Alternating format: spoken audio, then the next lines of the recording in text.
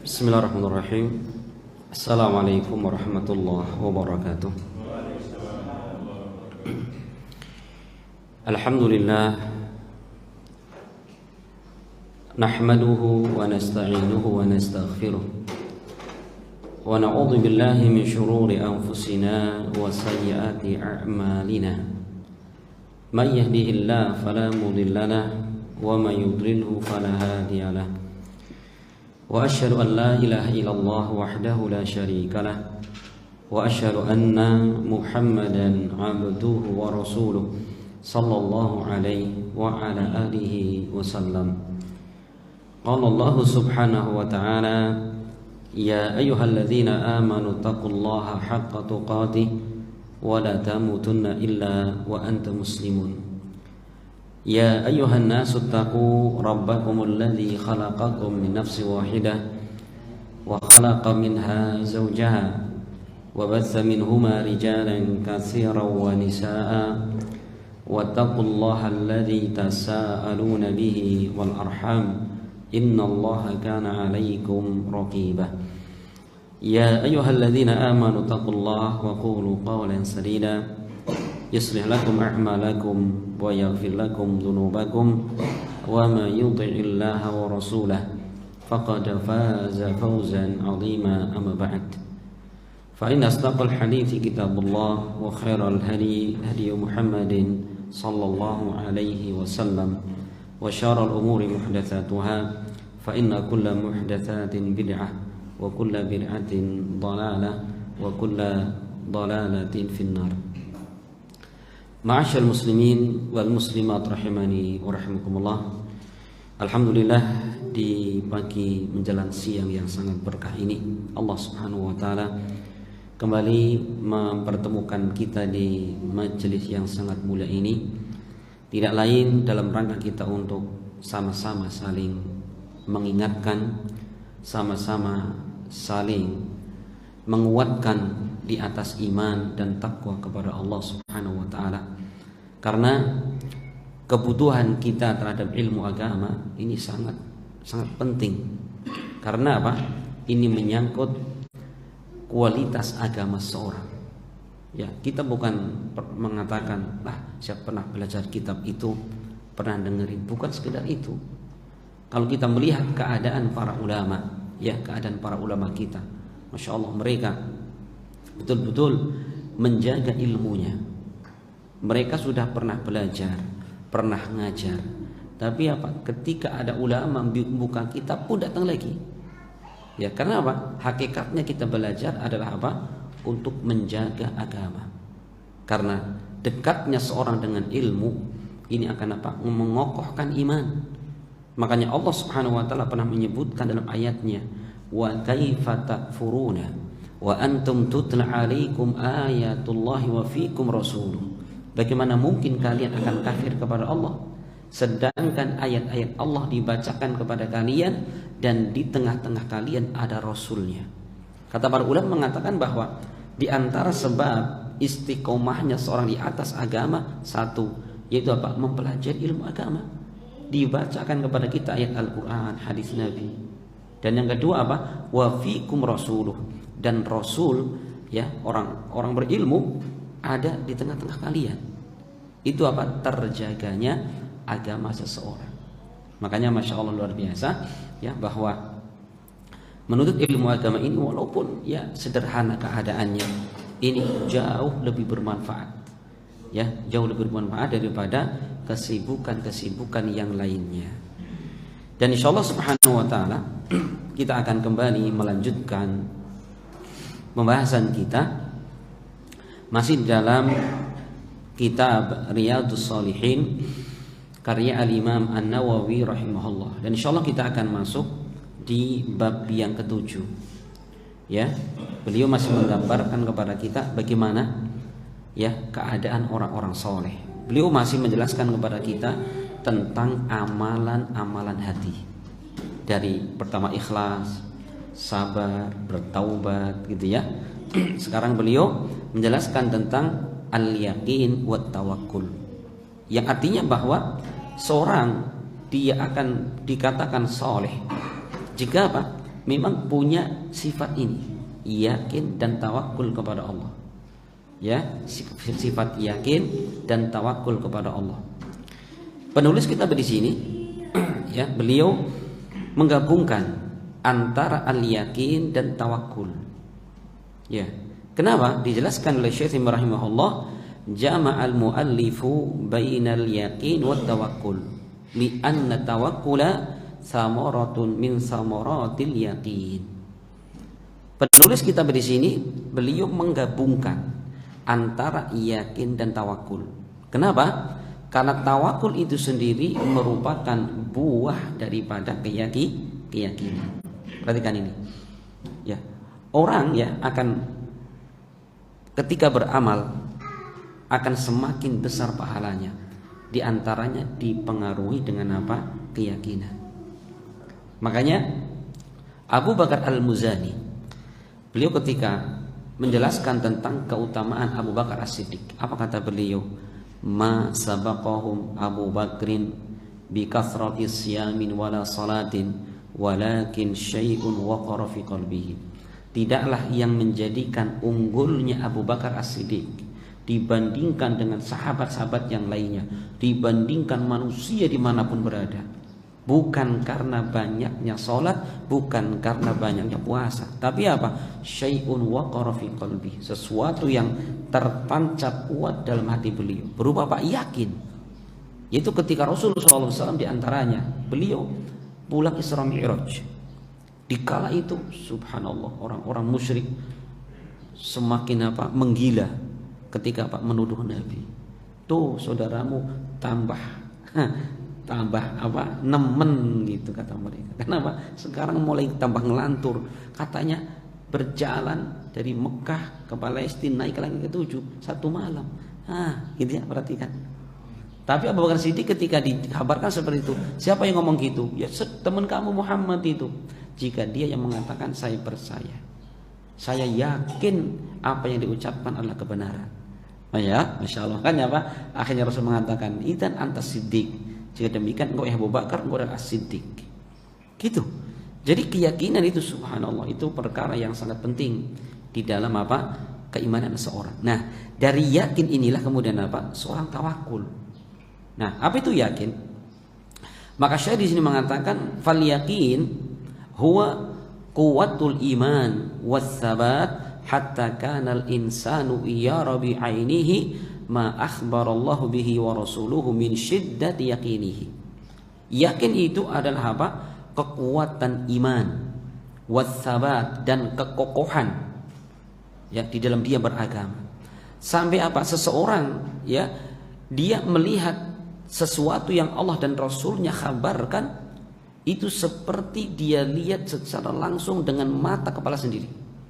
Saking apa? Saking kuatnya keyakinan. Gitu Pak. Orang kalau sudah yakin apapun dikatakan mudah pokoknya. Ya. Sampai digambarkan oleh Syekh, orang kalau sudah betul-betul yakin, Rasul baru mengkabarkan, Allah baru mengkabarkan, langsung seperti tergambar. Oh iya. Allah menjelaskan tentang surga. Langsung di sininya. Allah memerintahkan sesuatu langsung di sini. Ini perintah Allah Subhanahu wa taala.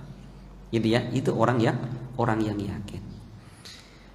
Nah, sedangkan tawakul itu sendiri ya, yaitu apa kata beliau? I'timadul insani ala rabbih azza wa jalla fi zahirihi wa batinihi fi jalbil manafi' wa daf'il madar. Sedangkan tawakal adalah apa? Yaitu bersandarnya seorang kepada Allah Subhanahu wa taala, yaitu bersandarnya seorang kepada Allah baik dalam zahir maupun batin. Dalam hal apa? Fi jalbil manafi', untuk mendapatkan kebaikan atau untuk menolak bahaya. Perhatikan. Ulangi lagi, apa tadi tawakul? I'timadul insani ala rabbi azza wa jalla, yaitu seorang yang dia bersandar kepada Allah. Ya, secara zahir maupun batin. Di dalam apa? Mendapatkan manfaat atau untuk menolak bahaya. Ini adalah apa? Buah daripada yakin. Kalau kita sudah yakin bahwa Allah azza wa jalla ini yang akan apa? Akan memenuhi segala kebutuhan kita. Allah Azza wa Jalla yang akan menanggung segala kebutuhan kita. Coba sekarang ya, baik kebutuhan dari sisi makan, minum, kebutuhan untuk hati kita, gitu ya. Maka apa? Buahnya apa? Kita akan bersandar menyerahkan segala urusan kepada Allah, bukan kepada manusia. Nah ini sifatnya apa? Sifatnya orang-orang soleh. Ya, taman orang soleh seperti ini nih. Jadi apa?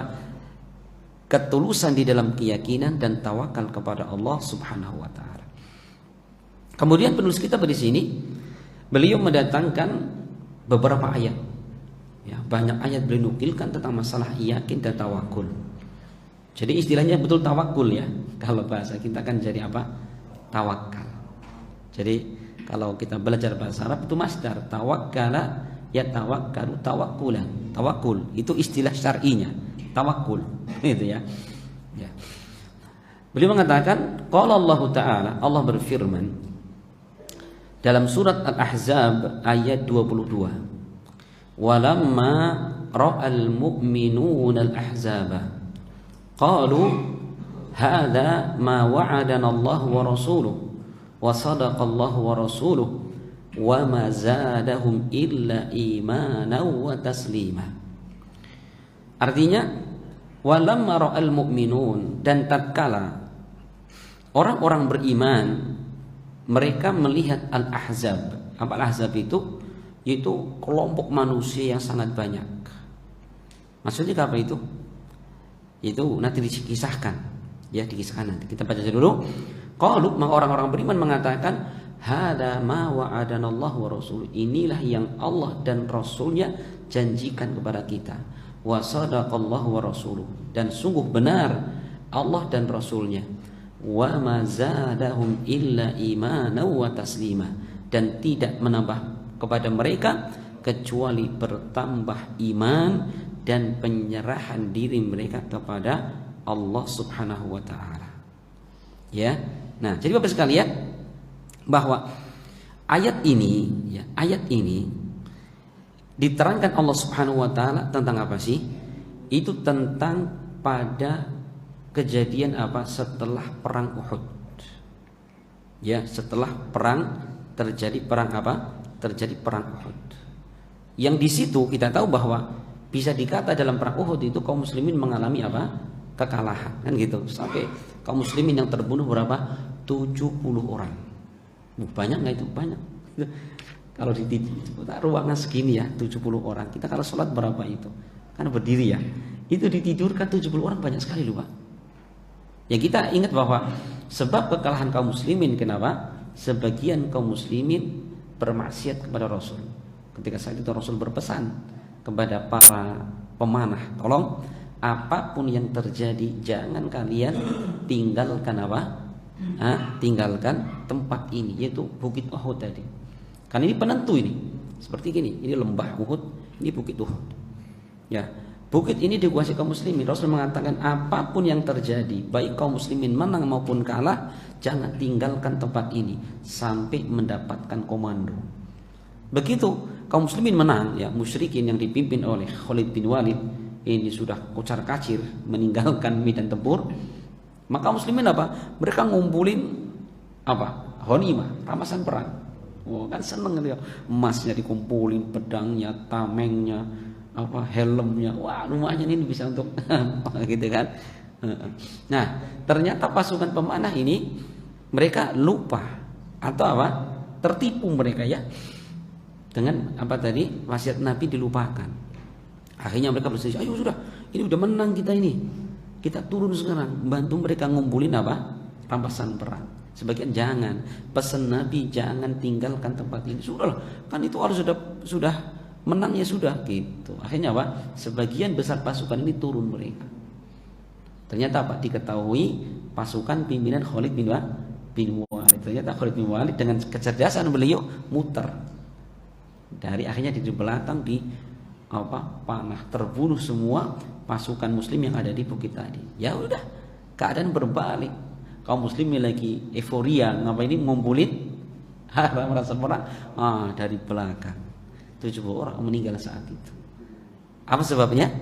Ya bermaksiat kepada Rasulullah SAW. Maka Inti kemenangan di mana? Yaitu kita mentaati Allah dan Rasulnya. Nah, berarti Bapak sekalian, ketika orang-orang beriman, ya, mereka melihat tadi, ya, kelompok manusia yang sangat banyak, sampai Syekh Utsaimin mengatakan wa tajma'u nahwa 10,000, terkumpul 10.000 manusia yang mereka siap untuk apa?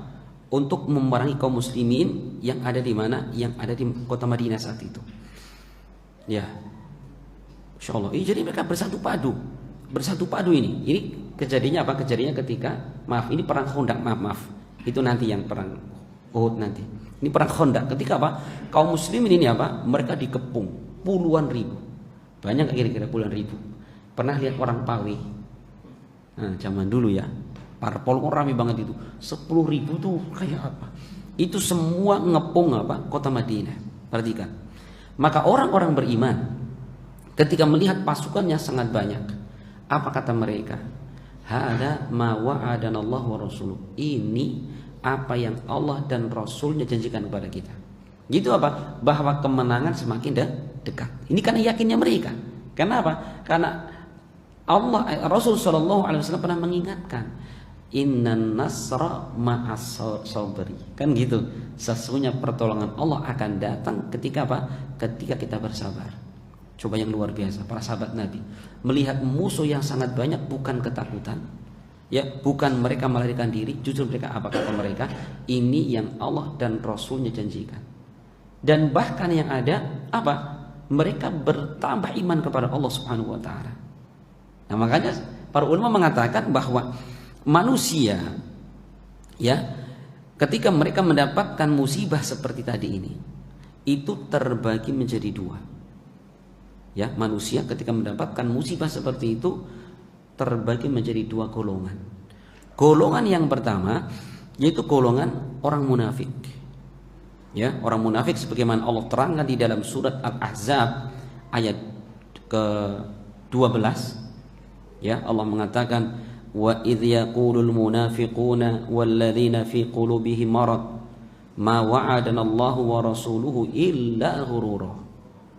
Dan ketika orang-orang munafik mereka mengatakan, dan juga orang-orang yang ada penyakit dalam hati mereka, belum sampai munafik, cuman apa? Sudah ada bibit-bibit kemunafikan. Mereka mengatakan apa kata mereka? Ma wa'adana Allahu wa rasuluhu illa ghurura. Apa yang Allah dan Rasulnya janjikan kepada kita, melainkan apa? Itu ghurur. Itu adalah apa? Apa ghurur? Tipuan. Subhanallah ini. Ya, dasar orang nggak punya yakin kepada Allah ya. Maka apa? Ketika melihat pasukan musyrikin, ya, yang jumlahnya puluhan ribu itu, kata mereka gitu. Lah, paling yang Allah janjikan, Rasulnya janjikan bahwa kaum muslimin akan menang, itu tipuan. Apalagi mengatakan bahwa apa? Kaum muslimin ini akan apa? Mengalahkan Kisra dan Kaisar. Mana mungkin, wong kita aja udah apa tadi? Dikepung 10.000 orang, bagaimana kita berkembang? Perhatikan. Ya. Itu orang munafik kan apa? Saking dangkalnya, minimnya keyakinan mereka. Sampai menuduh apa? Apa yang Allah dan Rasulnya janjikan itu apa? Adalah ghurur, tipuan belaka. Nauzubillah. Itu orang munafik. Bagaimana sifatnya orang beriman? Ini perhatikan. Ini di ayat ini tadi Allah mengatakan, "Walamma ra'al mu'minuna al-ahzaba qalu hada ma wa'adana Allah wa rasuluh."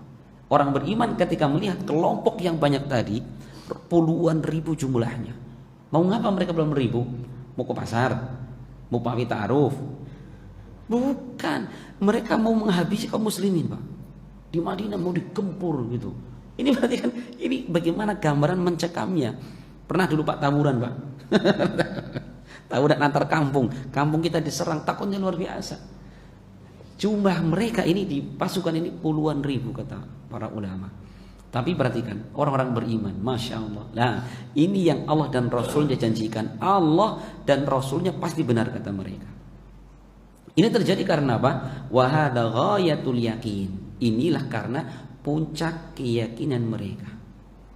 Walaupun dalam kondisi yang sangat mencekam, kondisi yang sangat menakutkan, tapi apa? sabitan mu'minan muqinan. Mereka tetap kokoh, tetap beriman dan tetap yakin atas apa? Pertolongan Allah Subhanahu wa taala. Ini Bapak sekalian. Ya, makanya kalau kita tertimpa musibah, coba kedepankan yakin kepada Allah. Ya, musibah kadang-kadang ada di ekonomi kita, gitu ya. Musibah kadang menimpa pada anak istri kita atau orang tua kita. Ya, Masya Allah. Ingat, Allah Subhanahu wa taala yang maha mampu untuk memberikan solusi. Ya, Allah tidak pernah membebani satu kaum yang apa? Di luar kemampuan mereka. La yukallifullahu nafsan illa wus'ah. Allah tidak pernah membebani satu kaum di luar kemampuan mereka. Gitu loh, Pak. Jadi kalau Allah timpakan kepada kita suatu musibah, karena apa? Allah tahu kita itu mampu. Hamba itu mampu. Untuk apa? Untuk menghadapi musibah tadi. Ini Masya Allah. Ini ayat Bapak sekalian yang menggambarkan bagaimana sifat orang-orang beriman walaupun dalam kondisi yang sangat mencekam. Ya, tapi orang kalau nggak punya iman atau minim imannya, ya, dia tertimpa ekonomi, akhirnya futur, bahkan naudzubillah sampai murtad daripada Islam. Saya dulu pernah zaman sekolah itu ada cerita teman ini Mas, ini keluarga ini sudah bolak-balik Islam murtad gitu. Jadi ini kisahnya. Pas dia jadi muslim, qadarul masyafaq, ekonominya merosot. Akhirnya apa? Dia futur. Jadi orang muslim murtad menjadi Kristen. Kristen naik lagi ekonominya. Islam lagi. Miskin lagi gitu ya, Masya Allah. Itu kan ujian seperti itu.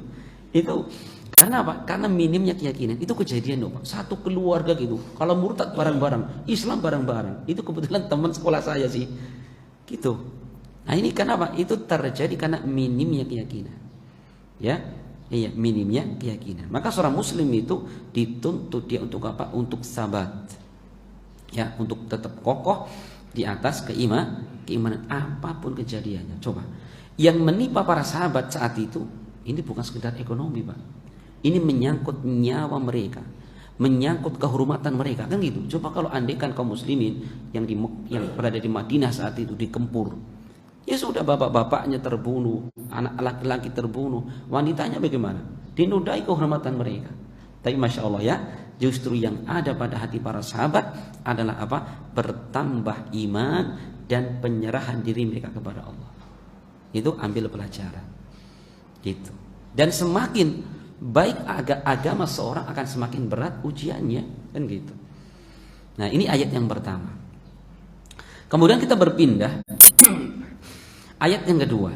Terdapat di dalam surat Ali Imran ayat 173. Allah mengatakan alladzina qala lahumun nasu innan nasa qad jama'u lakum fakhshawhum fazadahum imana wa qalu hasbunallahu wa ni'mal wakil. Ya, Allah mengatakan orang-orang yang mereka berkata, itu orang-orang munafik maksudnya ya, mereka berkata kepada orang-orang beriman, innan nasa qad jama'u lakum, sesungguhnya manusia di luar sana mereka bersatu untuk menggempur kalian. Fakhshawhum, maka takutlah kepada mereka. Fazadahum imana, maka bertambahlah iman-iman mereka. Wa qalu, dan mereka mengatakan hasbunallah wa ni'mal wakil. Allah akan mencukupi kami dan Allah adalah sebaik-baik tempat untuk apa? Kita kembalikan segala urusan kami. Masya Allah. Syatibun mengatakan hadhil ayatu nazalat fi sahabati radhiyallahu anhum haitsu hasala lahum ma hasala fi ghazwati Uhud mimma asabahum minal qarh wal juruh wasyuhada. Nah, ayat ini diturunkan berkaitan dengan apa? Dengan para sahabat. Itu ketika mereka tertimpa dalam perang Uhud.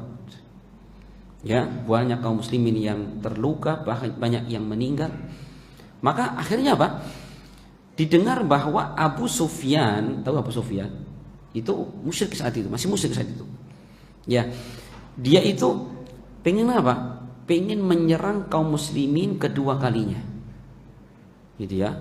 Kaum muslimin masih banyak, masih terluka itu ya.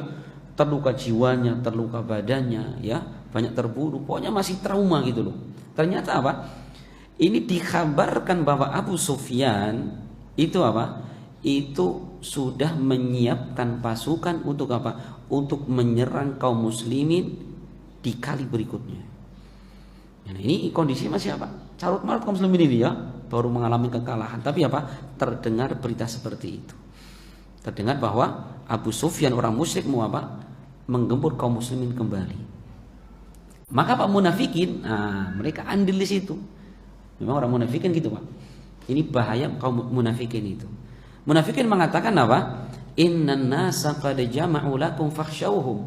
Sesungguhnya orang-orang di luar sana mereka sudah berkoalisi untuk apa? Menggempur kalian. Maka takutlah kepada mereka. Tuh, Pak. Ditakut-takuti. Ya, siapa yang menakuti? Orang munafikin. Maka Allah mengatakan apa? Ternyata justru orang-orang beriman, apa komentar mereka? Wa qalu hasbunallahu wa ni'mal wakil. Allah yang akan mencukupi kami dan Allah adalah sebaik-baik tempat untuk kita kembalikan segala urusan kami. Ini apa? Gambaran keimanan para sahabat. Ditakut-takuti bukan takut tambah apa? Justru bertambah iman mereka. Masya Allah ini. Insya Allah ya. Nah, Bapak sekalian, dalam ayat yang mulia ini, luar biasa. Di antara faedah yang ada, satu, itu bagaimana keadaan sabat dan kokohnya orang-orang beriman di atas iman, apapun keadaannya. Makanya kita ambil pelajaran. Kemudian yang kedua, yaitu bagaimana orang-orang munafikin, ya orang-orang yang ada penyakit dalam hatinya, ya mereka sifatnya apa? Mereka itu adalah memusuhi kaum muslimin dari dalam. Itu bahaya sekali. Ya makanya apa? Nanti di hari kiamat munafikin itu lebih keras siksaannya daripada orang kafir asli. Ya, lebih keras daripada orang kafir asli. Orang munafik itu. Ya, gitu ya.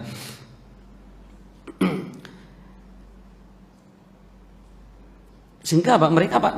Nakuti para sahabat. Tapi apa? Masya Allah, para sahabat Nabi SAW justru mereka mengucapkan kalimat ini. Ini diantara sunnah. Ya, kalau kita mengalami kondisi yang sangat mencekam, bagaimana ucapan kita? Hasbunallahu wa ni'mal wakil. Ya, ini bukan hanya perang saja ini. Ya, sebagian kaum muslimin kalau sudah dengar hasbunallah katanya, ya pada perang gitu ya. Nggak mesti Pak. Kondisi-kondisi yang mencekam juga Pak, kita diperintahkan mengucapkan kalimat seperti ini. Bahkan nanti kita sebutkan ya, tatkala Rasul di dalam kondisi tadi mencekam, ini ucapan beliau. Dan Ibrahim alaihissalam nanti akan disebutkan hadisnya, ketika mau dilemparkan ke dalam api neraka, ini ucapannya. Itu sebagai apa? Sebagai bentuk tawakalnya kepada Allah. Karena gini Bapak sekalian, orang yang bertawakal kepada Allah itu luar biasa. Ya, apa manfaatnya? Coba, maka ayat berikutnya mengingatkan kepada kita. Di dalam surat Al-Baqarah Allah mengatakan, wa tawakkal 'alal hayyil ladzi la yamut, dan bertawakallah kalian kepada Allah yang maha hidup dan tidak akan pernah mati. Coba, Allah perintahkan kita tawakal kepadanya.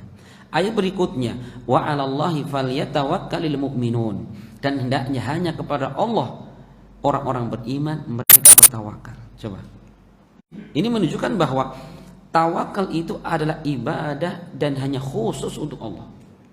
Dari mana kita ambil faedahnya itu? Gini Pak, Allah mengatakan wa 'alallah falyatawakkalul mu'minun. Di situ jar majrur didahulukan. Harusnya itu apa? Jar majrur itu muta'alliq, harusnya di belakang. Tapi apa? Didahulukan. Aslinya itu falyatawakkalul mu'minuna 'alallah. Itu aslinya. Cuman apa? Allah dahulukan wa 'alallah.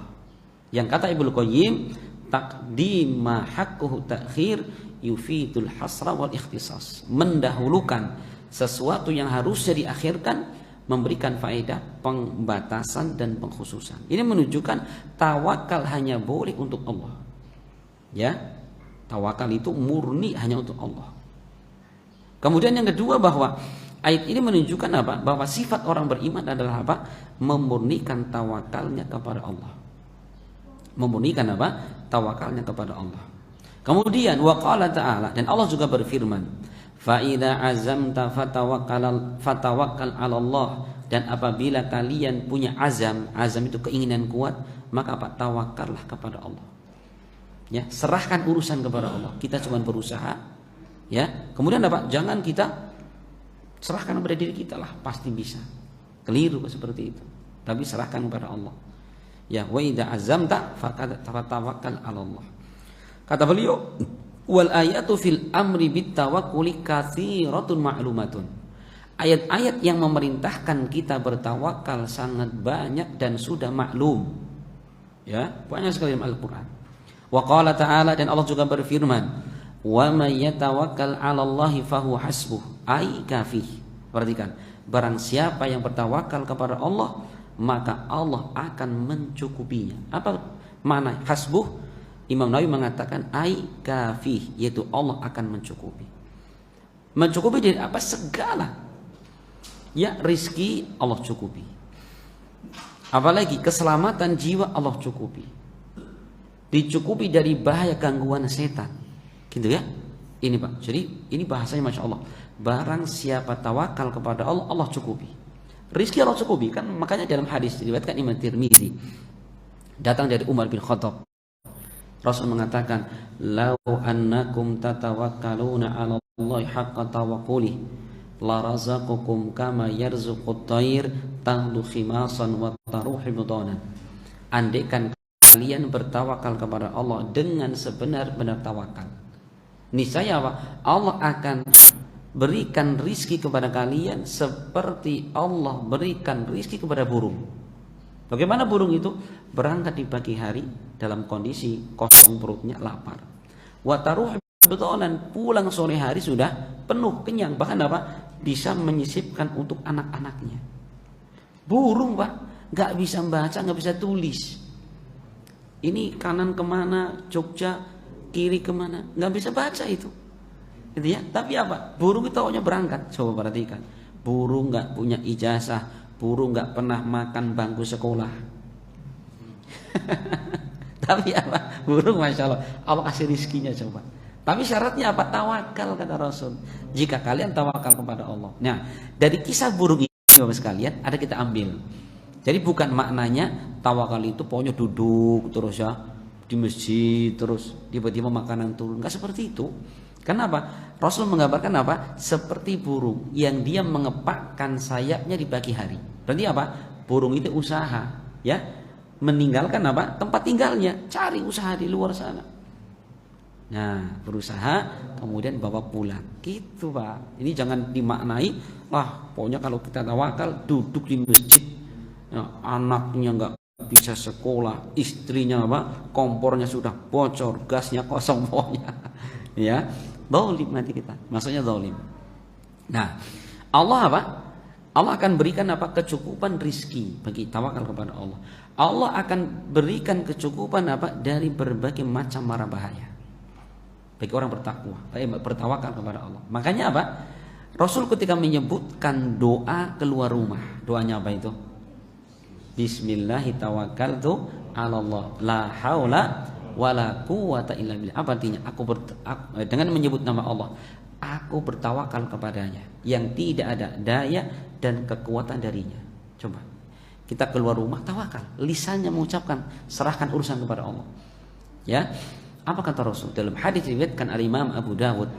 Beliau mengatakan, man kharaja min baitihi thumma qala, barang siapa keluar rumah dan membaca doa, bismillahi tawakkaltu 'alallahi la haula wala quwata illa billah, apa yang Allah berikan? Qila lahu kufita wa hudita wa wukita wa tanahanhum syaitan.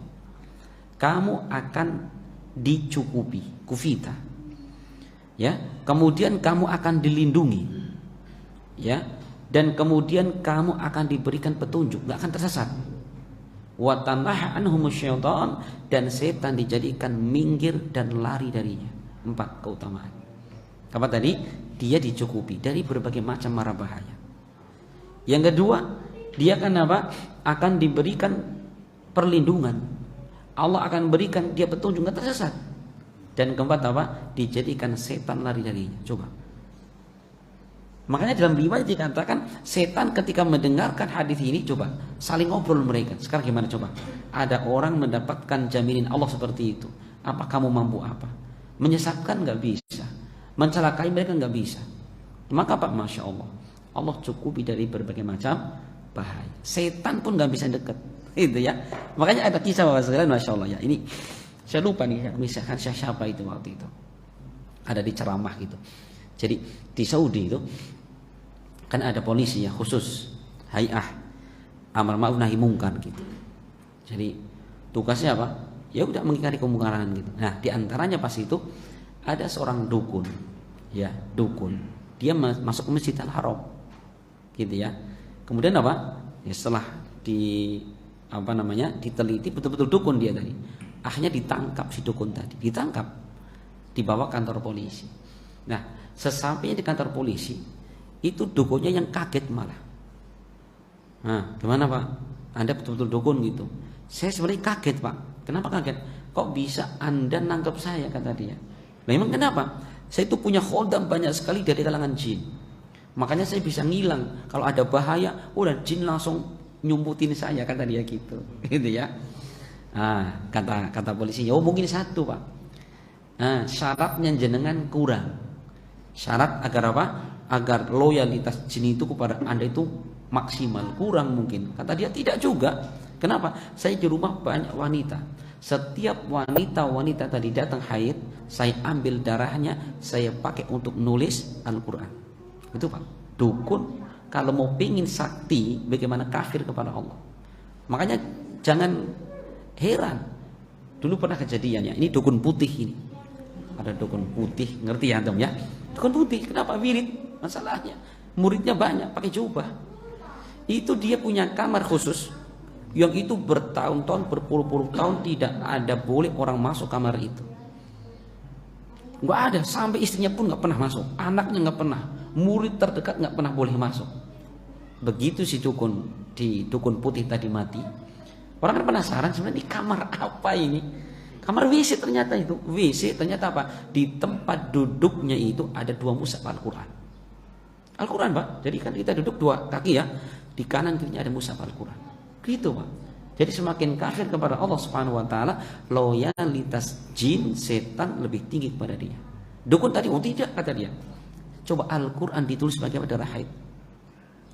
Gitu ya. Maka polisi mengatakan, oh mungkin yang kedua Pak. Itu apa? Kami senantiasa mengingatkan kepada anggota saya ketika mereka keluar rumah untuk mengucapkan Bismillahi tawakkaltu 'alallahi la haula wala quwata illa billah. Yang utamanya apa? Tanah anhum syaitan. Setan akan dijadikan lari dan menjauh dari orang tadi. Ya sudah, setannya 1000, polisinya 3, pergi semua kan gitu. Kiana ana wong zikir. Gitu. Masya Allah itu. Makanya ya seorang beriman gitu Pak, keluar rumah serahkan urusan kepada Allah. Karena apa? Kita tahu Pak, di jalan itu kita naik kendaraan Pak ya. Di jalan itu jutaan manusia, iya enggak? Ya loh, saya kalau hitung banyak sekali, nggak pernah ngitung motor di jalan berapa itu Pak. Saking banyaknya loh Pak ya. Nah, di jalan itu ada naik mobil, motor, sepeda, ada yang bawa becak, ada gerobak, kan macam-macam Pak itu. Setiap orang punya keinginan Pak. Yang satu kebut, kenapa? Istrinya mau melahirkan, pokoknya gitu. Yang satu lagi ngapa? Lagi oleng pikirannya. Apalagi termasuk kelompok Rojali, rombongan Jalma anu liar. Rojali. Gitu. Oh, ada naik motor bisa dipakai rumahnya gitu coba. Kita kalau nggak berlindung pada Allah, masya Allah. Ada lagi orang lagi ngabuburit, jadi pokoknya nyari maghrib, dari jam 8 pagi nyari maghrib, pelan-pelan naik motor. Ada orang tiba-tiba rating, apalagi ibu-ibu rating ke kiri, lari ke kanan. Iya enggak? Sering kan Pak, ini ibu-ibu hati-hati makanya. Kalau berangkat zikir kepada Allah. Nah kita nggak tahu di jalan ketemu siapa nanti ini. Apa kita ketemu orang yang lagi ngejar-ngejar rumah sakit, istrinya mau melahirkan? Atau kita ketemu Rojali tadi, atau kita ketemu ibu-ibu rating kiri lari ke kanan, kita nggak tahu itu, gitu ya. Makanya abang sopir pinter, ya Allah lindungi kami dari ibu-ibu rating kiri lari ke kanan ya Allah. Gitu. Nah kita kalau nggak lindungi Allah, masya Allah, Iya kan? Nah, itu makanya pentingnya kita tawakal kepada Allah ketika keluar rumah. Allah cukupi kita. Wa may yatawakkal 'alallah fahuwa hasbuh. Barang siapa bertawakal kepada Allah, Allah cukupi tadi dari berbagai macam mara bahaya. Gitu Bapak sekalian, Masya Allah. Itu buah daripada tawakal kepada Allah. Kemudian ayat berikutnya, Allah berfirman di dalam surat Al-Anfal ayat kedua, Innamal mu'minuna alladzina idza dzukirallahu wajilat qulubuhum wa idza tuliyat 'alaihim ayatuhu zadatuhum imana wa 'ala rabbihim yatawakkalun. Hanyalah orang-orang beriman. Berarti Bapak sekalian, di situ Allah menggunakan kata innama. Ya, kata Al-Imam Amin As-Singkiti dalam tafsirnya Adwaul Bayan bahwa innama itu maknanya lil hasr, untuk pembatasan. Jadi hanyalah orang beriman. Sifatnya hanya ini nih, orang beriman. Apa sifat mereka itu? Satu, idza dzukirallahu wajilat qulubuhum. Jika disebutkan kepada mereka ayat-ayat Allah, maka apa? Bergetar hati mereka. Itu apa? Bertambah apa? Takutnya mereka kepada Allah. Al-Imam As-Sudi ketika beliau menafsirkan makna ini, idza tuliyat alaihim ayat apa tadi? Idza dzukirallahu wajilat qulubuhum. Jika sebutkan nama Allah, bergetar hatinya. Imam Sudi mengatakan ayar rajulu yuridu ayat 5. Itu seorang yang dia mau berbuat zalim, mau berbuat maksiat. Faqila lahu, kemudian ingatkan, takutlah kamu kepada Allah, takwalah kepada Allah. Fawajila qalbuhu, kemudian hatinya bergetar dan takut. Kemudian apa? Meninggalkan apa? Maksiat tadi. Itu mana apa? Disebutkan nama Allah, rasa takut muncul. Bahkan saking ya tingginya rasa takut seorang kepada Allah, disebutkan para ulama, sesuai di sini menyebutkan ada sebagian salaf ya, ketika mereka dibacakan ayat-ayat tentang hal-hal yang menakuti ya, yang menakutkan tentang neraka, siksa Allah Subhanahu wa taala, maka mereka kemudian sakit berhari-hari. Sakit mendengarkan ayat tentang dahsyatnya neraka. Ya, mereka sakit berhari-hari. Sehingga apa? Banyak orang menjenguk dia. Kenapa sakit kamu? Apa sakit nggak punya duit? Kan gitu Pak. Kalau orang sekarang itu, kenapa pusing Pak? Orang di duit. Kenapa kok gerges gitu? Arbatan orang duit. Kalau dulu para salaf sakitnya mereka bukan nggak punya duit Pak, tapi apa? Karena Masya Allah mereka membaca ayat-ayat tentang apa? Tentang siksa Allah Subhanahu wa taala. Ya. Iya, dan juga kata beliau, sebagian salaf ketika disebutkan ittaqillah, bertakwalah kamu kepada Allah, maka apa? Kemudian dia bergetar sampai kemudian terjatuh. Ini kenapa? Karena umat-umat terdahulu apa? Hatinya itu lembut sekali, Pak. Beda dengan hati orang-orang kayak kita sekarang ini, ya, baca ayat, baca hadis tentang siksa Allah Subhanahu wa taala seakan biasa-biasa. Gitu ya. Ini sifat orang beriman yang pertama. Idza dzukirallahu wajilat qulubuhum. Sifat yang kedua, wa idza tuliyat alaihim ayatuhu zadatuhum imana. Dan apabila dibacakan kepada mereka ayat-ayat Allah, apa yang terjadi? Maka bertambahlah iman mereka. Perhatikan, bertambah iman mereka. Dari sisi mana bertambahnya iman mereka itu? Syekh Utsaimin mengatakan dari dua sisi. Karena seorang beriman ketika dibacakan kepadanya ayat-ayat Allah Subhanahu wa taala berupa berita-berita. Ya, baik berita tentang sesuatu yang telah terjadi atau sesuatu yang akan terjadi di masa akan datang, maka dia membenarkan. Dia membenarkan, dia percaya akan. Itu tandanya apa? Bertambah iman. Satu, kalau datang berita diimani, bertambah iman.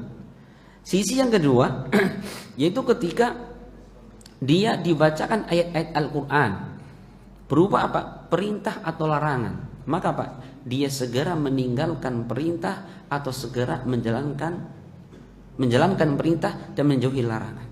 Itu pun apa? Bertambah iman itu.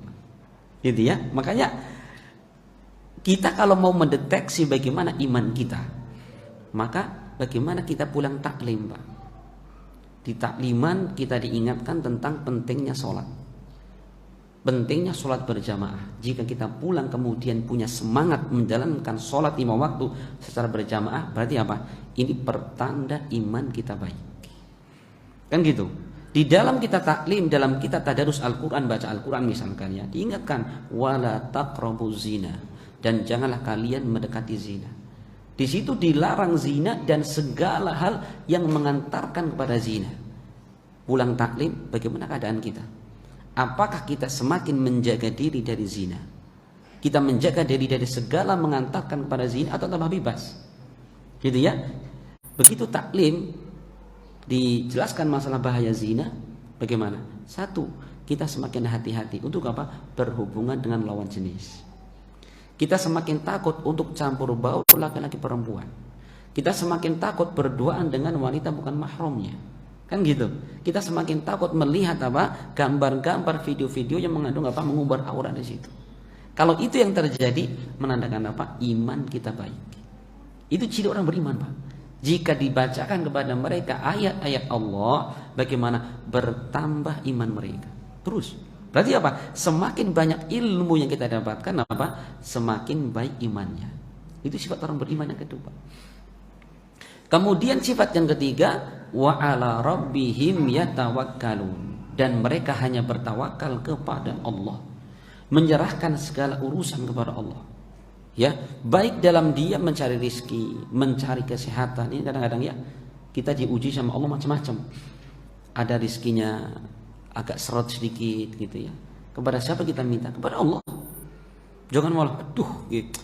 Seminggu toko ini sepi. Takkan wong tua. Takkan wong tua gitu ya.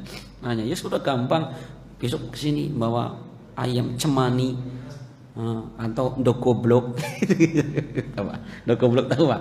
Jadi telur sewang tapi yang udah goblok itu Pak. Yang sudah nggak netes kan bau gitu Pak. Itu nggak tahu setan senang apa ya itu. Gitu ya.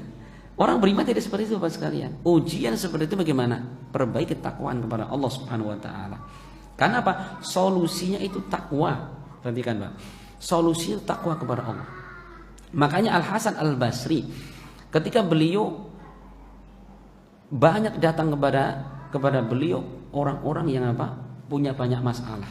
Satu, ada orang minta nasihat kepada beliau tentang ekonomi yang menimpanya. Apa jawabannya? Beliau mengatakan istaghfirillahi wa tub ilaihi. Istighfar dan bertobat kepadanya. Ada orang dia sudah berumur, belum juga dapat jodohnya, datang kepada beliau, nasihatnya apa? Jawabannya sama, istaghfirillah, beristighfar dan bertobat kepada Allah. Ada orang sudah berkeluarga, tapi apa? Belum punya keturunan. Apa nasihatnya? Sama, istaghfirillah, istighfar kepada Allah. Ada orang sudah punya keluarga, sudah punya anak, tapi apa? Enggak bisa ini bisa itu, ekonominya masih bermasalah, istaghfirillah. Semua kuncinya itu. Karena memang apa? Ketakwaan kepada Allah itu kunci. Wa may yattaqillaha yaj'al lahu makhraja wa yarzuqhu min haitsu la yahtasib. Barang siapa bertakwa kepada Allah, maka Allah akan berikan solusi kepadanya, dan Allah berikan kepadanya rizki dari jalan yang tidak disangka-sangka. Nah, maka Pak, serahkan kepada Allah. Ya, mintanya kepada Allah. Ada sesuatu yang kurang dalam diri kita. Kan gitu ya. Belajar ngapal Al-Quran, orang apal-apal kadang-kadang ya. Pernah kita belajar sama orang tua Pak, umurnya udah 50 tahun. Dia nangis ngapal satu ayat nggak apal-apal seharian Pak. Nangis dia gitu ya. Gitu Masya Allah ya. Nah ini sifatnya kepada apa? Sifat yang ketiga. Kemudian sifat yang ketiga orang beriman itu Allah mengatakan alladzina yuqimunas salata wa mimma razaqnahum yunfiqun. Dan orang-orang yang mereka yuqimunas shalah, mereka menegakkan salat, wa mimma razaqnahum yunfiqun, dan mereka menginfakkan dari apa yang telah kami berikan kepada mereka. Ini Bapak sekalian. Sifat orang beriman apa itu? Menegakkan sholat. Perhatikan bahasa yang Allah pakai. Allah tidak mengatakan wa yaf'aluna sholat, tidak. Tapi Allah mengatakan wa yuqimuna sholat. Apa bedanya? Kalau melakukan sholat seumur hidup sekali udah sholat namanya Pak. Pak nggak pernah sholat? Pernah kok. Kapan? Idul Fitri tahun kemarin di lapangan. Ya sholat itu Pak. Cuman itu namanya melakukan sholat, tidak menegakkan sholat. Sedangkan menegakkan sholat itu ini Syekh menafsirkan makna yuqimus sholat. Beliau mengatakan wa yuqimuna sholah ya'tuna biha mustaqimatan biwajibatiha wa syurutiha wa arkaniha wa yukammilunaha bimukammilatihi wa min dalika an yusalluha fi awqatihi, ya, wa min dalika ayusalluha ma'al muslimina fi masajidihim li anna salatal jama'ati kana an-nasu la yatakhallafuna anha illa munafiqun aw ma'dzurun.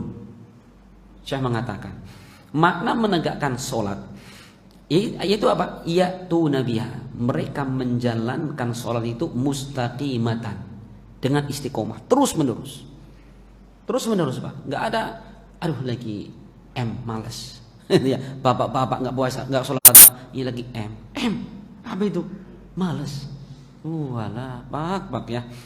Kemudian apa? Mustaqimatan biwajibatiha, dengan menunaikan kewajiban-kewajibannya, syarat-syaratnya, rukun-rukunnya, dan mereka menyempurnakan dengan apa? Penyempurnanya, sunah-sunahnya dikerjakan. Wa min dalika, dan termasuk, kata beliau, termasuk menegakkan sholat adalah apa? An yusalluha fi awqatiha, menegakkan sholat tepat pada waktu-waktunya. Wa min dalika, dan termasuk menegakkan sholat adalah apa? Sholat bersama dengan kaum muslimin di masjid-masjid berjamaah, laki-laki. Karena kata beliau, karena sholat jamaah itu dulu para sahabat tidak ada yang tidak mendatanginya melainkan siapa? Orang munafik atau orang-orang yang apa? Yang memiliki uzur. Sudah di zaman para sahabat mendeteksi muslim munafik gampang Pak. Kalau kafir jelas nggak pernah sholat. Tetapi sekarang mendeteksi muslim mukmin atau munafik dengan apa? Sholatnya Pak. Kalau nggak datang ke masjid ya sudah. Cuma dua kemungkinan, mungkin munafik atau mungkin yang kedua orang yang ada uzur. Makanya Abdullah ibnu Mas'ud belum pernah mengatakan laqad ra'aituna ay as-sahabah wa ma yatakhallafu anha illa munafiqun aw maridun. Dan kami melihat kehidupan sahabat Nabi, tidak ada yang tidak datang ke masjid melainkan seorang munafik atau orang yang sedang sakit. Laqad kana rajulu yu'ta bihi yuhada baina rajulaini hatta yuqama fis. Dan keadaan kami saat itu ada orang dia sakit. Kemudian apa? Dia dipapah oleh dua orang, kemudian apa? Diletakkan di soft. Saking nggak bisa jalannya Pak. Itu keadaan para sahabat Nabi. Nah kalau kita lagi panuan saja bisa nggak jamaah gitu Pak.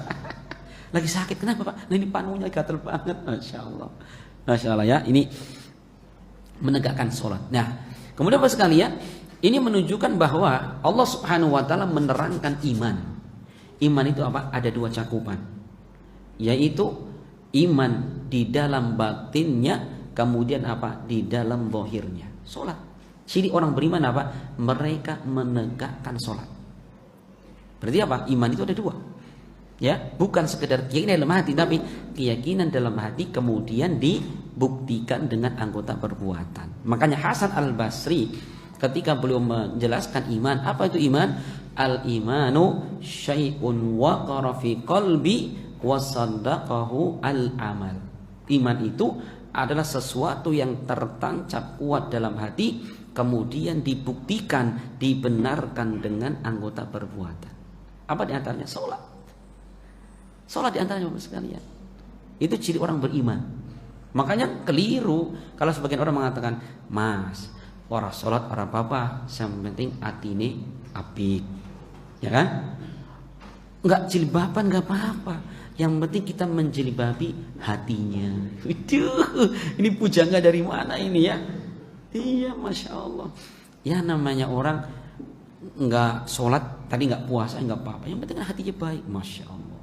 Ini karena mereka salah paham bahwa iman itu sekedar hati. Keliru.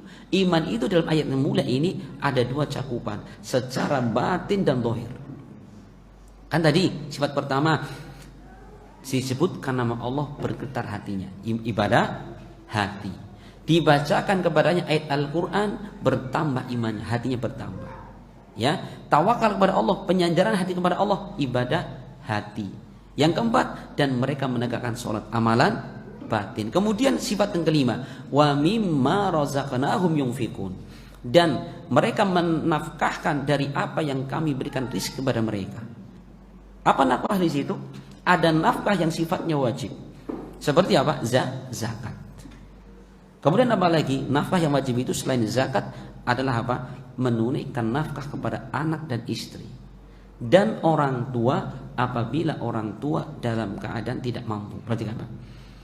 Ini urutannya. Siapa yang pertama? Hak Allah, itu zakat. Zakat bagi yang sudah sampai nisab wajib hukumnya mengeluarkan. Itu wajib. Maka kapan kita wajib bayar zakat tidak mengeluarkan zakatnya, berarti di situ kita makan harta haram. Kenapa? Itu bukan harta kita, hartanya fakir miskin. Yang pertama. Yang kedua Pak, yaitu nafkah kepada anak dan istri kita, itu wajib. Lah kalau nafkah anak istri kita itu, mau kita mampu tidak mampu, wajib menafkahi. Gimana utang? Walaupun utang, karena itu wajib. Nah, kemudian yang keempat, nafkah kepada orang tua. Kapan nafkah kepada orang tua wajib? Ketika kita mampu, sedangkan orang tua kita tidak mampu. Gitu Pak. Ya, maka wajib anak untuk apa? Memberikan nafkah kepada orang tua. Jangan seperti sebagian orang ngasih orang tua nunggu apa? Nunggu sisaan Pak, nunggu turahan. Ya, begitu istrinya kenyang, kemudian anaknya kenyang, udah foya-foya, barulah ini ada turahan 50.000 nggo ibune. Keliru. Harusnya apa? Kita dalam sebulan misalkan punya uang sekian, anggarkan anak, istri, orang tua. Itu baru. Apalagi ketika orang tua kita sudah tidak mampu. Ya, dan kita mampu maka hukumnya wajib. Ya, ini 5 sifat orang beriman. Kemudian Allah mengatakan ulaika humul mu'minuna haqqah. Mereka adalah orang-orang beriman yang sebenarnya. Teman-teman sekalian, ini sifat orang iman yang sebenarnya, ini ada 5 sifat itu. Lahum darajatun 'inda rabbihim wa maghfiratu wa rizqun karim. Mereka memiliki derajat yang sangat tinggi di sisi Allah Subhanahu wa taala, wa maghfiratun, ampunan, dan juga rizqun karim, dan rizki yang mulia. Allah sediakan rizkinya mereka. Masya Allah ini. Nah, yang kita ambil di sini mana? Yaitu ucapan di awal-awal tadi tentang sifat orang beriman. Ketika disebutkan nama Allah, bergetar hatinya. Kenapa bisa bergetar? Karena keyakinan mereka. Yang kedua, dibacakan ayat Allah, maka bertambah imannya. Kenapa? Karena yakinnya mereka dengan firman Allah Subhanahu wa taala. Yang ketiga, buahnya tawakal hanya kepada Allah. Gitu ya. Jadi ini ayat Masya Allah menjelaskan kepada kita tentang mukmin hakiki. Perhatikan, mukmin hakiki ini sifatnya dengan 5 sifat yang Allah terangkan di dalam surat Al-Anfal ayat 3 sampai ayat kelima. Ini Masya Allah. Gitu. Kemudian penulis kitab di sini beliau mendatangkan beberapa hadis. Kita baca hadis yang pertama. Fal awal, hadis yang pertama kata beliau, An Ibni Abbasin radhiyallahu anhu qala. Dari Abdullah ibn Abbas beliau pernah mengatakan, qala Rasulullah sallallahu alaihi wasallam. Rasulullah sallallahu alaihi wasallam pernah bersabda. Jadi kalimat seperti ini, Pak. Sahabat mengatakan Rasul bersabda. Ini menunjukkan apa? Para sahabat mereka menghafal ucapan Nabi. Dia hafal. Dan mereka meriwayatkan hadis dari Nabi bukan sekedar maknanya, tapi lafadznya. Maka kadang mengatakan Rasul bersabda, kadang mengatakan aku mendengar Rasul bersabda, kan gitu. Karena apa? Memang di kalangan para sahabat ucapan Nabi dihafal. Gitu ya, dihafal. Karena Bapak sekalian, menghafal ucapan Nabi itu Masya Allah banyak sekali keutamaannya. Rasul ketika menyebutkan dalam hadis diriwayatkan Imam Bukhari, Rasul mengatakan nadharallahu umra'an sami'a minni maqalati fawa'aha summa balaghahu kama sami'a. Allah akan memperindah wajah seseorang yang dia mendengarkan ucapanku, fawa'aha, kemudian dia simpan, dia hafal. Kemudian apa habis itu? Dia sampaikan kepada orang lain seperti persis dia dengar dari aku. Ini yang pertama. Allah akan apa? Allah perbagusi wajah seorang. Ini hadis diriwayatkan Imam Bukhari. Yang kedua, bahwa orang yang menghafal hadis itu akan kuat hujahnya. Makanya Ibnu Qayyim pernah mengatakan, man hafizal haditsa qawiyat hujjatuhu. Siapa menghafal hadis, maka dia akan kuat hujah-hujahnya itu. Masya Allah ya, hujahnya kuat. Yang ketiga apa? Ini diantara manfaat yang luar biasa, itu ilmu agama hadis Nabi itu bisa menyatu dalam diri kita. Itu kalau kita bisa menghafal. Ilmu kalau dihafal, Masya Allah, itu luar biasa. Tatkala kita lemah beramal, kita ingat hadis Nabi, bertambah semangatnya. Ketika kita hendak berbuat dosa kepada Allah Subhanahu wa taala, kita ingat hadis Nabi, betapa dahsyatnya, ngerinya siksaan Allah mengurungkan kita berbuat maksiat. Gitu ya. Iya Pak, itu Masya Allah. Itu kalau orang bisa menghafal hadis. Ya. Ya, apa yang Rasul sampaikan? Beliau mengatakan, "Uridat 'alayyal umam, fara'aitun nabiyya wa ma'hu ar-ruhayd, wan nabiyya wa ma'hu ar-rajulu wa rajulan, wan nabiyya wa laysa ma'ahu ahadun." Suatu ketika kata Nabi, ditampakkan kepadaku umat-umat.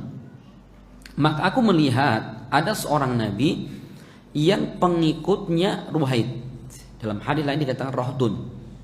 Rohd itu yaitu jumlah antara 3 sampai 9. Coba ada seorang nabi berdakwah ratusan tahun, berapa pengikutnya? Tidak sampai 10 orang. Ya, wan nabiyya wa mahu ar-rajul wa rajulan. Ada lagi nabi pengikutnya ada yang 2, ada yang 1. Ini cuma 2 pengikut, ini cuma 1 pengikut.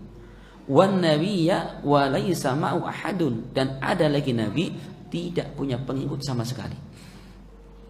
Sekarang pertanyaan, apakah maknanya dakwah nabi tersebut gagal sehingga tidak punya pengikut, atau cuma 1, atau cuma 2, atau cuma 9? Jawabannya tidak ada dakwah nabi yang gagal, tidak.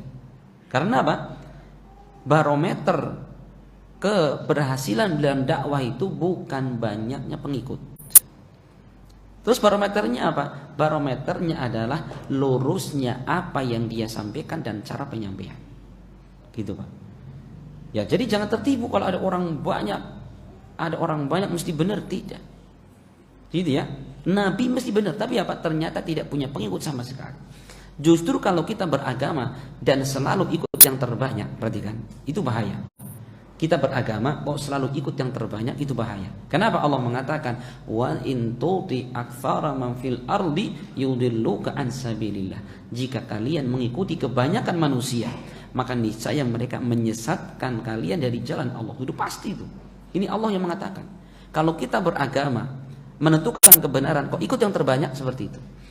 Mengikuti apa? Kebanyakan manusia, menyesatkan dari jalan Allah. Gitu ya. Iya, makanya jangan dilihat dari jumlahnya, tapi bagaimana isi dakwahnya, bagaimana penyampaiannya itu. Gitu Pak. Gitu ya. Kemudian kata Nabi, "Idz rufi'a li sawadun 'azim, fadhanantu annahum ummati." Kemudian apa? Diangkat, ditampakkan kepadaku sawadun 'azim, sekelompok manusia sangat banyak. Aku kira mereka adalah umatku. Kira ada manusia banyak sekali. Faqila li, kemudian dikatakan kepadaku, hada Musa wa qaumuh. Ini adalah Musa dan kaumnya. Ini menunjukkan bahwa umatnya Nabi Musa itu banyak sekali. Ya, umatnya Nabi Musa sangat banyak sekali. Dan memang kalau para nabi itu mereka saling membanggakan jumlah umat mereka pada hari kiamat. Gitu ya. Makanya Rasul ketika mengingatkan para pemuda yang mau menikah, apa kriterianya? Tazawwaju al-walud al-wadud. Nikahilah oleh kalian wanita yang penyayang lagi walud. Walud. Apa? Kalau walud apa namanya, Pak? Banyak anaknya. Berbiti. Kalau kita punya kambing ini deret gitulah itu. Senang banget itu, Pak. Kenapa kata Rasul, fa inni mukatsirum bikumul anbiya yaumil qiyamah? Karena aku membanggakan banyaknya jumlah kalian di hadapan para nabi nanti. Rasul paling senang ketika pengikutnya banyak, gitu Pak ya. Iya, makanya kita jangan ikut program yang aneh-aneh. Anak banyak lebih baik. Itu mesti Pak. gitu ya. Anak banyak lebih baik. Kenapa? Kalau nanti kita mati, yang mendoakan kita banyak, gitu ya. Iya. Andai kan kita mati, kita mendapatkan surga yang paling rendah, anak kita 10 misalkan, di surga yang paling tingginya, ya tingkatan terus, kita ditarik sama anak-anak kita. Oke. Jadi prinsipnya kita itu jangan apa? Jangan meminimalisir anak. Nah, kita kembali. Jadi Rasul kemudian melihat umat banyak sekali. Ternyata ini adalah umatnya Musa. Kemudian dikatakan kepada beliau, walakin indur ilal ufuq fanadhartu fa idza sawadun adim. Kemudian lihatlah wahai Muhammad ke arah ufuk sana. Tiba-tiba aku melihat sawadun adim, kelompok manusia yang sangat banyak sekali. Faqila li, maka dikatakan kepadaku, undur ilal ufuq akhar. Lihatlah ke ufuk yang lain wahai Rasul. Faida sawadun adim, tiba-tiba ada sekelompok manusia yang banyak sekali. Faqilali, dikatakan kepadaku, hadihi ummatuk, ini adalah umatmu. Wa ma'hum sab'una alfan yadkhuluna al-jannata bighairi hisabin wala adab. Dan bersama dengan mereka ini ada 70.000 yang mereka akan masuk surga tanpa dihisab dan tanpa disiksa. Masya Allah sekalian. Jadi ada berapa? 70.000. Jadi ini sudah banyak sekali. Ditambah lagi kata Rasul, bersama mereka ada 70.000 yang akan masuk surga langsung tanpa disiksa, tanpa diazab, tanpa dihisab. Tidak dihisab, tidak disiksa. Ternyata apa? Di dalam riwayat yang lain, Rasul meminta kepada Allah apa? Tambahan. Yaitu apa? Ma'akulli wahidin min sab'ina alfan aydan, yaitu setiap satu orang dari 70.000 itu dia membawa 70.000 lagi. Ini kan 70.000, setiap orangnya ini membawa 70.000. Berarti bagaimana? 70.000 kali 70.000 berarti berapa Pak? Ya 77 49. Nolnya berarti berapa? 49 miliar ya? Benar? Iya. Nolnya 1, 2, 3, 4, 5, 6, 7, 8. Iya Pak ya? Iya, Masya Allah. 4, betul? Hah? 4,9 Pak. Karena nolnya kan ada 8. Ya, 4,9. Iya. Pernah punya duit segitu gak sih Pak? Iya, Masya Allah, miliarnya. Insya Allah ya. Ya semoga kita termasuk di dalam golongan mereka ini. Masya Allah. Jumlahnya banyak sekali ya. Gitu Pak. Ini 70.000 yang mendapatkan keutamaan tadi. Kemudian kata beliau, "Tsumma nahadha fa dakhala manzilahu." Kemudian Rasul pergi dan masuk ke rumah. Fa khadha an-nasu fi ulaik alladziina yadkhuluna al-jannata bighairi hisabin wala adab. Maka Pak, begitu Rasul masuk ke rumahnya, maka orang-orang di situ ngobrol mereka. Ini kira-kira siapa ya yang akan mendapatkan keutamaan tadi? Apa yang kita terpikir di situ? Ini menunjukkan bagaimana perhatian para sahabat terhadap kehidupan akhirat. Para sahabat kalau urusan akhirat, urusan agama langsung mereka rundingkan.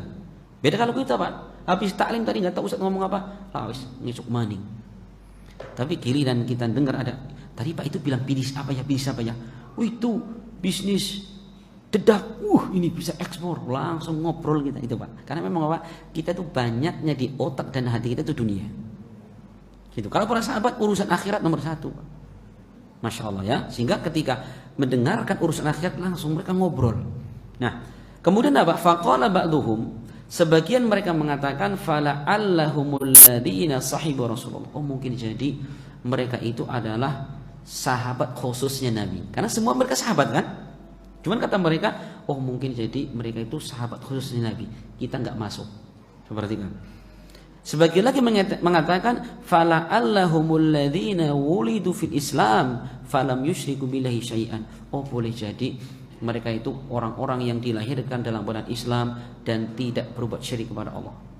Jadi Bapak sekalian, jadi yang ada di benak para sahabat Nabi ketika Rasul menyebutkan keutamaan suatu amalan, itu tidak mengatakan ini saya termasuk di dalamnya, tidak. Justru yang terpikir di kalangan mereka, kita kayaknya nggak masuk di sini loh. Mungkin mereka itu sahabat Nabi khusus, kita sahabat Nabi biasa-biasa. Mungkin mereka orang yang dilahirkan dalam bulan Islam tidak berbuat syirik pada Allah. Kita dulu dilahirkan bulan musyrik, juga pernah syirik kepada Allah, kan gitu. Para sahabat kan banyak yang dulu menyembah berhala kan gitu. Jadi mereka tidak menganggap bahwa dirinya sudah paling masuk dalam keutamaan tadi. Beda sama kita, Pak. Kita kalau baca hadis, Masya Allah, ini hadis tentang saya, tentang kelompok saya. Di luar saya tidak masuk di dalam keutamaan hadis ini. Beda tidak, Pak? Beda sekali kita itu. Muslim hakiki ya kita, semua yang lainnya imitasi semua. Itu contohnya itu, Pak. Imitasi, kita yang asli itu, Masya Allah, itu kan. Itu contoh sekalian. Itu beda dengan kehidupan para sahabat. Kalau para sahabat Nabi demikian, ada keutamaan suatu amalan seakan-akan kita nggak masuk di situ. Artinya apa? Agar kita berusaha, agar kita masuk bagaimana caranya. Bukan malah kita bangga diri. Nah itu. Gitu ya. Makanya kadang-kadang ini ustadz itu berpengaruh, Pak. Menjelaskan ke umat, mengatakan kita itu umat terbaik. Kita yang duduk di sini terbaik misalkan. Yang di luar jauh dari kita. Sehingga kita pulang taklim bukan tambah tawaduk, rendah diri, tambahnya sombong. Tapi kalau para sahabat, Masya Allah, mendengarkan hadis di depan Nabi, hadis seperti itu mengatakan, kayaknya mereka itu orang-orang yang khusus sahabatnya Nabi. Kita bukan termasuk. Mungkin jadi mereka adalah orang yang lahir sudah Islam. Kita dulu lahir musyrik, sempat ibadah kepada selain Allah Subhanahu wa taala gitu ya. Wa dzakaru asya, dan mereka menyebutkan banyak sekali perkara-perkara. Ya. Dan juga yang tergambar di kalangan para sahabat, itu apa? Amalan, perhatikan, Pak. Ini menunjukkan bahwa para sahabat memahami bahwa untuk bisa mendapatkan surga, bahkan tidak dihisab, tidak disiksa, itu bukan sekedar angan-angan, bukan sekedar keinginan, tapi dengan amalan. Itu yang dipahami, Pak. Jadi para sahabat itu paham sekali bahwa surga didapatkan bukan dengan angan-angan, tapi dengan amalan. Gitu ya. Iya.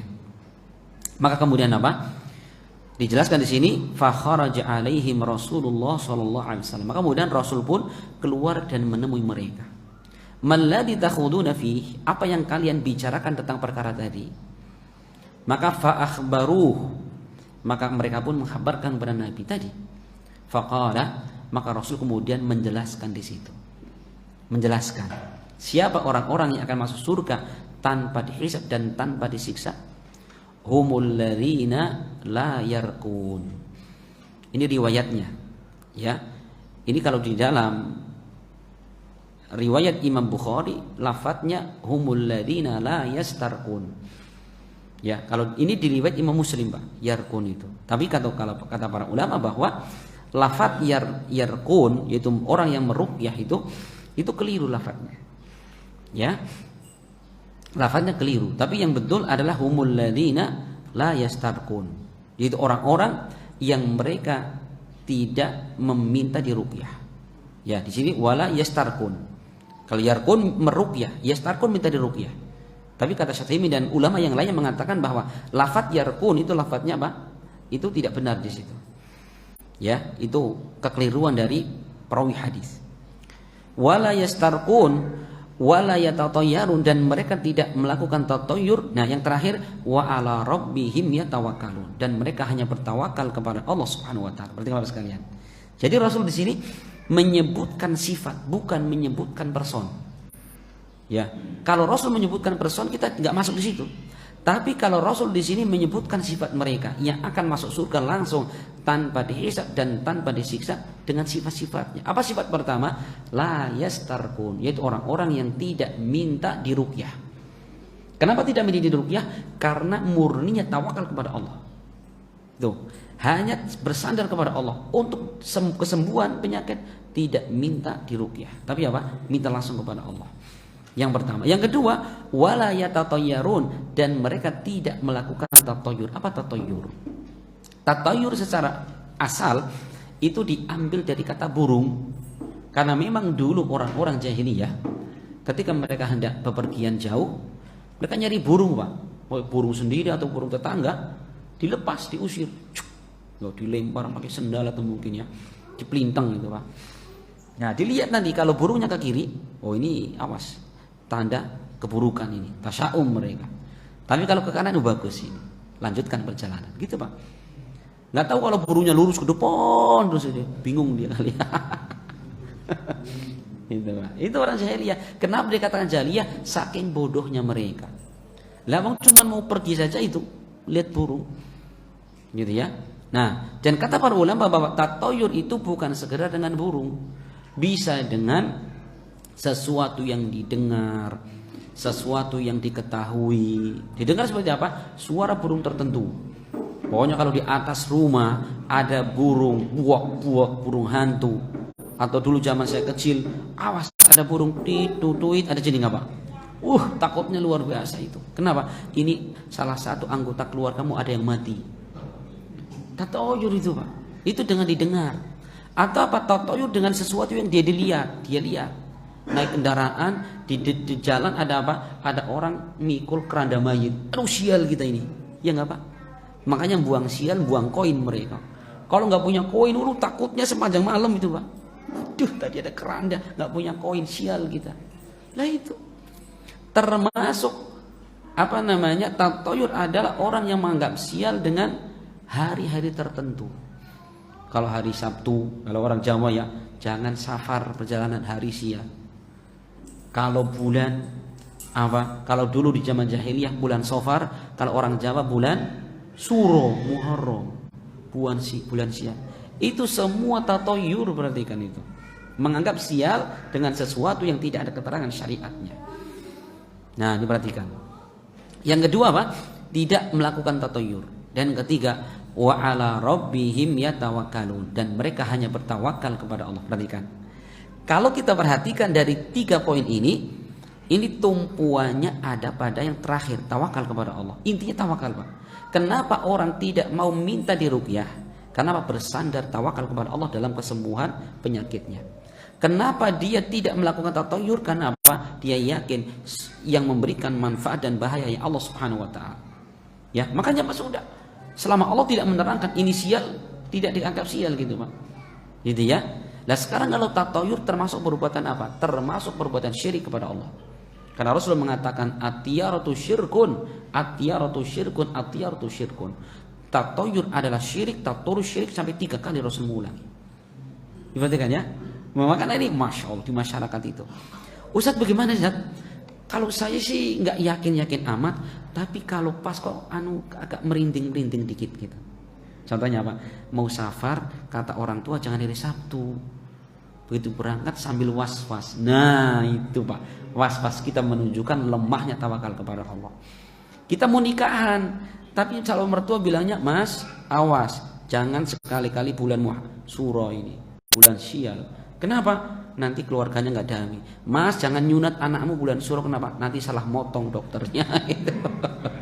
Akhirnya kita nyunati anak sambil was-was. Perhatikan Pak, was-was kita menunjukkan kurang tawakal kita kepada Allah, kan gitu. Ya kan itu. Ini hati-hati Pak. Kita nyunatin anak bulan Muharram, takutnya betul-betul kata orang tua. Kita nikah di bulan Muharram, takutnya betul-betul keluarga kita akan ini. Begitu ada masalah tuh kan, kemudian diomongi aja mau nikah bulan Muharram, jadi ini apa? Goncang keluargamu. Lawang yang bukan Muharram ya goncang banyak banget itu. Iya Pak, benar nggak Pak? Itu kebanyakan orang yang di Indonesia tuh nikah di bukan bulan Suro Pak, yang goncang banyak banget itu. Kita bilang saja gara-gara kamu nikahnya bulan apa Safar gitu. Kan gitu, Masya Allah. Nah ini, Masya Allah. Ini 3 sifat orang yang akan masuk surga langsung. Yang kalau keperhatikan itu apa? Itu benarnya tauhid kepada Allah.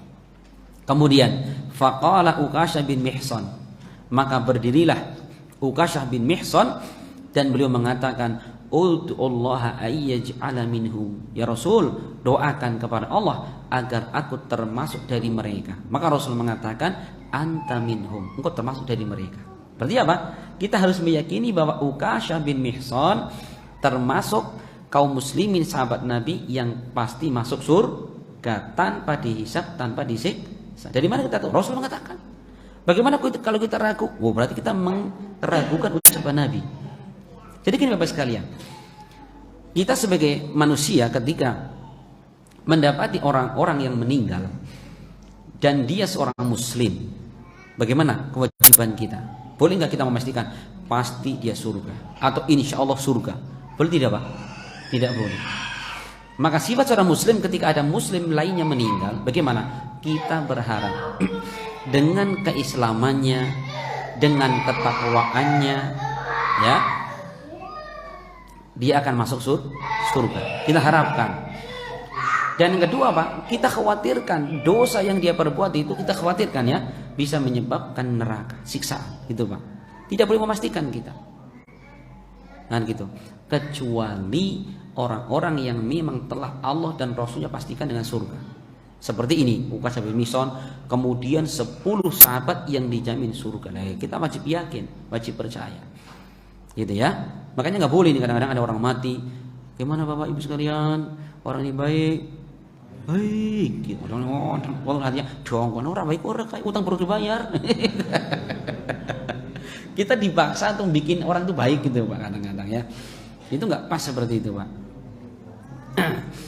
Gitu ya. Nah gitu. Dan juga kita nggak boleh mengatakan insya Allah surga. Insya Allah sebenarnya kan mengatakan iya gitu Pak ya. Itu nggak boleh kita itu. Ya kita berharap kepada Allah semoga orang ini diampuni dosa-dosanya, amal soleh diterima dan dimasuk ke dalam surga. Baru benar gitu. Iya. Tapi kalau Uqasyah bin Mihsan kita yakini beliau termasuk dari yang pasti masuk surga. Tsumma qama rajulun akhar, kemudian berdiri lagi orang yang lainnya dan dia mengatakan ud'ullaha ayyaj'ala minhum ya Rasul, tolong doakan kepada Allah agar aku termasuk dari mereka. Apa kata Rasul? Sabaqaka biha Uqasyah. Aduh, kamu sudah apa? Kedahuluan oleh Uqasyah. Apa maknanya di situ? Di kalangan para ulama menjelaskan ada dua kemungkinan. Kemungkinan yang pertama, bahwa orang tersebut tidak masuk kriteria, gitu ya. Tapi Rasul nggak mengatakan lah jenengan orang mlebu mas, kriteria ini mas gitu loh.